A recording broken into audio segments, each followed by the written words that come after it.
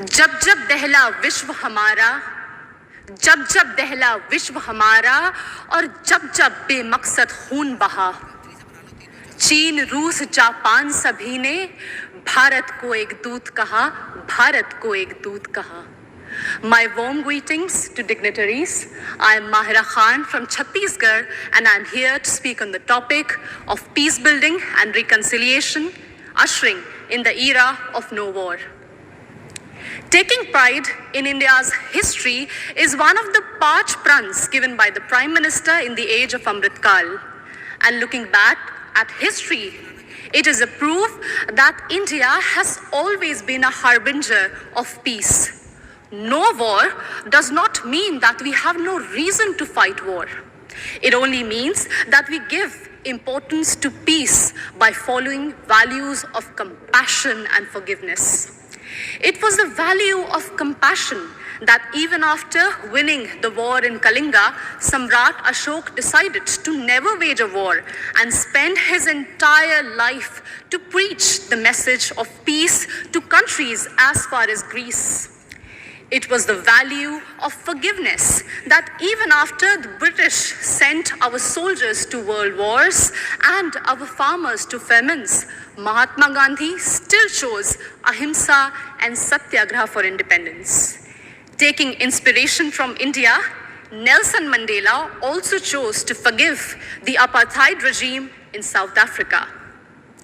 My dear audience, like this year's theme, India for the World, India not only preaches but also practices Vasudhaiva Kutumbakam. In India's G20 presidency, we advocate for a multilateral world in which no one country dominates another country. When China dominated Indo-Pacific, India rushed to help and support ASEAN countries. It acted east. When Sri Lanka needed loans, India was the first to give assurance to IMF. It showed that we believed in neighborhood first. And when Turkey, Syria were hit by deadly earthquakes, India rushed for their aid. It showed our brotherhood. Remember, in 1945, after testing the first atomic bomb, Oppenheimer quoted from Bhagavad Gita, "Now I have become death, the destroyer of worlds." And soon after that, the bombings in Hiroshima and Nagasaki, it was proved that the world does not need a war for peace, but it only needs one war, and that is the war against war itself, exactly what Mahatma Gandhi used to preach. हमें युद्ध के खिलाफ एक वास्तविक युद्ध की जरूरत है. And that's why all of us need to unite for one single cause, our planet Earth. The conflicts in West Asia, Africa, and the constant quest for world dominance between USA and China are doing no good for sustainable and equitable development. And this is worse even in the post-COVID era, something which we cannot afford. And in this circumstance, the world looks at India to find peaceful negotiation and conciliation in the midst of Russian-Ukraine war.